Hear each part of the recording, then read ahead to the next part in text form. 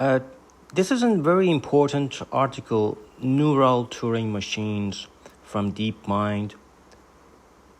And it is inspired by the architecture of the computer. And also the architecture of our brain. For example, we have hippocampus, amygdala, neocortex, and the associative memory, the episodic memory, and all those things. Of course, in hippocampus can be modeled by Hopfield network, which is a kind of associative memory. And a memory in our brain is very different from our motherboard, that we connect cache to memory to CPU, and our biological brain is asynchronous while our motherboard of our computer is synchronous, as you have learned in university in electrical or computer engineering. So the RAM and CPU talk to each other, and this is a bottleneck because each time it needs, so this is a bottleneck. It should go to the memory and then come back. While in the brain, there is no bottleneck. Everything is distributed. And also we have, each region has a totally different tasks. It's not like deep learning that everything is just one piece of neural network. For example, everything is here. No, it is distributed. Some of them are here, some of the neurons are here, and they interact with each other. That's important. When there is intersection, they interact. The presynapse and the postsynapse at the intersection, they interact each other.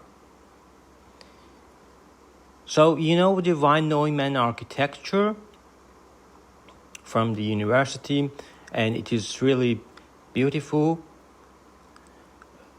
And nowadays, that for example, Intel company tries to use neuromorphic computing, connecting biological neural networks to these silicon counterparts, it is becoming more and more interesting that we are creating a hybrid human, just like the company of Neuralink of Elon Musk. The read and write cycle has always been very interesting for me. I used to implement all of these things on FPGA when I was in undergraduate in Tehran University. It was very fascinating, very amazing job. And you have write cycle. We used to do all of those things with those software. And for example, write enable, we know when the write enable is 0, this becomes 1, and you enable. Or other, for example, we have address, row address and the column address. By combining the row and column, we can get what we want. For example, this node. And so this is a review of random access machine, which is really important. So we have some input and you have some output.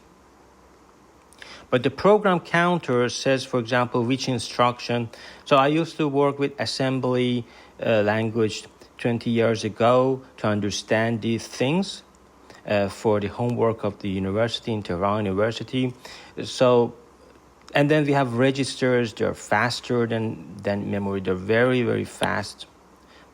And random access machine is an infinite input tape. The word tape, in Turing machine, classical Turing machine, we have a tape. I'm sure you're familiar with classical Turing machine. So a program is a sequence of machine instructions. A program counter C, which can hold an arbitrary natural number, and RAM consists of a program, consists of a finite number of instructions. So instructions are coming here. And these are RAM instructions, for example, in, out, implemented by assembly language. But there is a difference between RAM and Turing machine. But every Turing machine can be simulated by RAM. So RAM is a Turing complete computational model. If you are familiar with computer science. But there are many articles around using memory because neural networks, for example, let's say recurrent neural network, LSTM.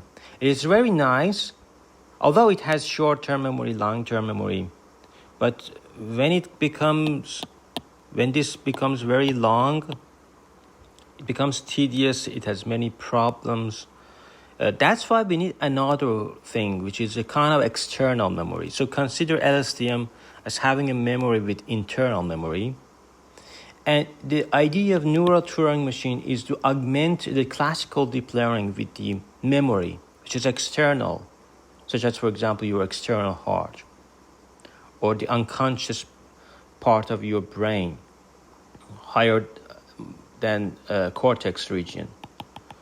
So those things that you store many memories, and when you want to recall it, first it comes to the working memory in hippocampus, and you retrieve and you process that. But neural Turing machine is really interesting. Article in 2014.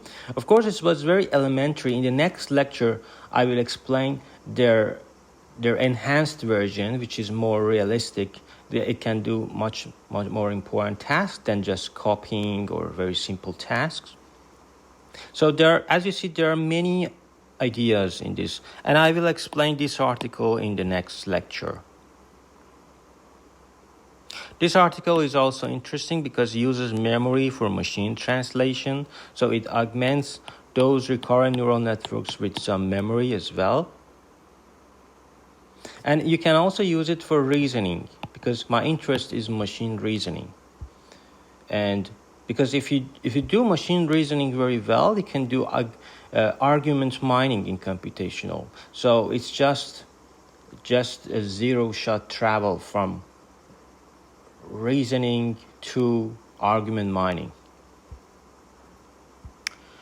A provable stable neural network Turing machine. This is a really good article. All of these articles are very nice. So what is the motivation? Computer programs make use of three fundamental mechanisms: elementary operations, arithmetic operations, logical flow control, and external memory, especially external memory, which can be written to and read. Of course, memory in brain is much more complicated. We have a region for associative memory in hippocampus. We have another region for episodic memory. We have many different kinds of memory for different nature, for different tasks. They extend the capabilities of neural networks by coupling it with external memory. For example, they couple it by external heart of your computer, which can interact with by attentional processes.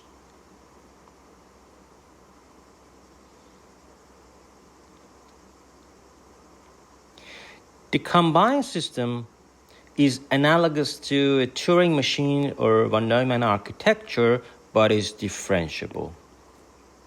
It's differentiable end-to-end, allowing to be efficiently trained with gradient descent. And Alex Graves is an amazing scholar. He's an amazing scholar and very smart person. So this is, I think, one of his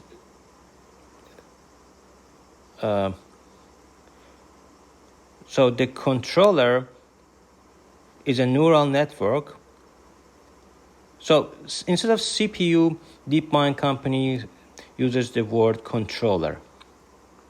But imagine it's like a CPU that says what should be read, what should be written. And it interacts with the memory that I'm talking about. What should be read or written to the memory.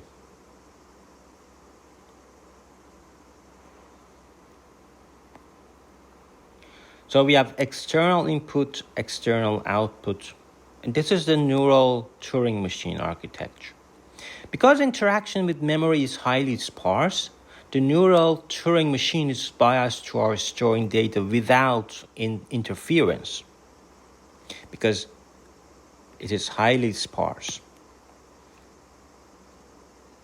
The memory location, it reminds me the patterns that you can store. I think it's 0.18 number of neurons of patterns you can store in your Hopfield network. I don't know why my mind associates all of these things with the idea of Hopfield networks. Maybe in future, DeepMind will use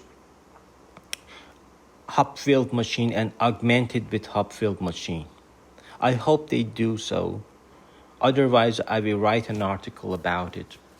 Because it's very important, you can extend. Hopfield model has a restriction, because you can only have a finite amount of stable fixed points, but we increase the amount of store, because our brain has literally infinite memories. Because it is spiking, it is asynchronous, everything is continuous.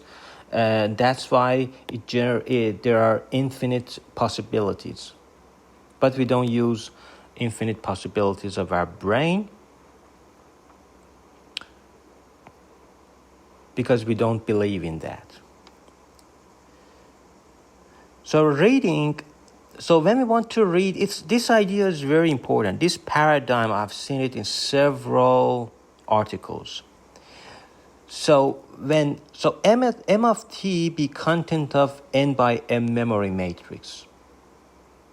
Consider it as columns of those patterns in your Hopfield network. It's like that. So if you like Hopfield network, I have a playlist for that. If you like Boltzmann machine, I have a playlist for that. Because if we mimic neuroscience and computational neuroscience, we will have billion times more efficient algorithms, just like our brain, which is many times more efficient than our classical computers and von Neumann architecture and those things. So this reading, writing is very important to the memory. Let M of T be content of your memory. So we have n rows, but each one has dimension, for example, m-dimensional. Each one is m-dimensional.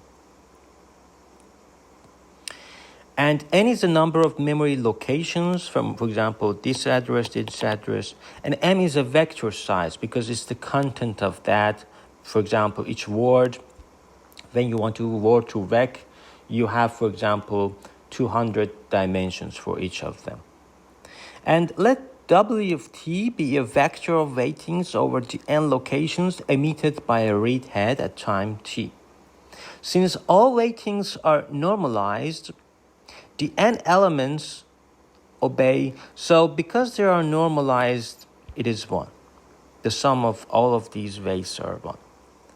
So a weighted combination of, it's like a soft attention. We are attending instead of, I wish the first time that they invented those articles, attention and those things,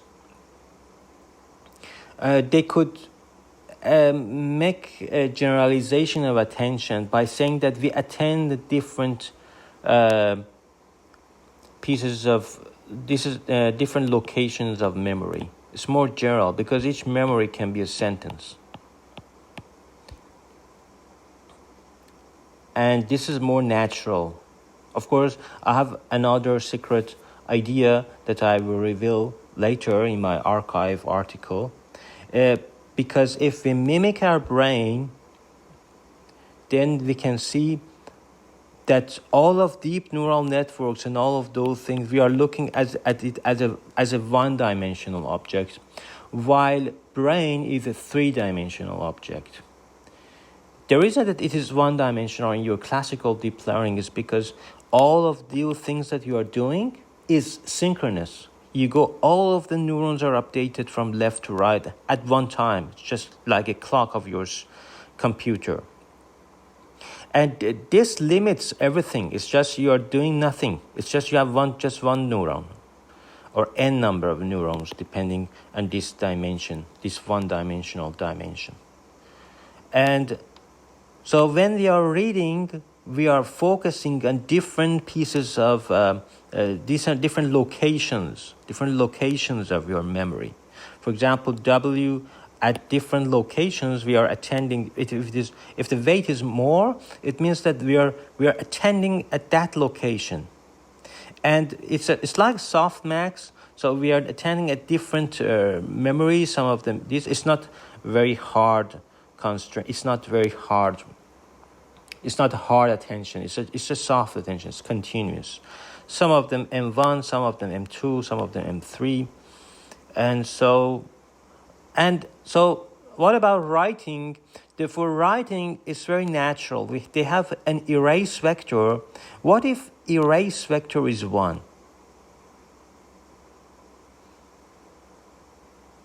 And WT is 1, so this term becomes 0. What if erase vector is 0? It means that whatever in your memory, keep it again. We are not writing to that location of your memory with that address. After we have done this erase vector, then we come here, we want to add something new. So M tilde comes here. And we want to add something new. For example, if add vector is 1, it means we are augmenting it with some new weights. It reminds me the Hebbian rule in our brain. We have neuron I and J, and the increasing amount of weights, W, is just proportional to your Kisi I, Kisi J. So if Kisi J is 1, is firing, Kisi I is 1, so both of them are firing, then it increases by 1.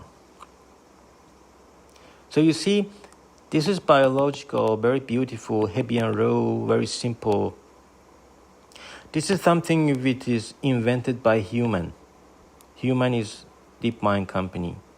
So you see, there is a big difference between them. I prefer this natural biological system. It's more efficient. We can enhance our models. But this one is very artificial. But it's very inspiring. That's why I read it and I like these articles from DeepMind. And the addressing mechanism, for example, in WIC, remember, I will explain that it's just a softmax, and K is just a measure of similarity, like this one. This is a cosine similarity. And if you consider like this, whenever you have a key, you have the what you want to see. What is the similarity between any of those keys with the memory that you have? And so softmax makes it the sum of all of them equal to 1. So it's very proper probability function. And there is a convolutional shift here. This is convolutional shift. They didn't mention it in their article very much. But after some work, I understood that they mean something like this.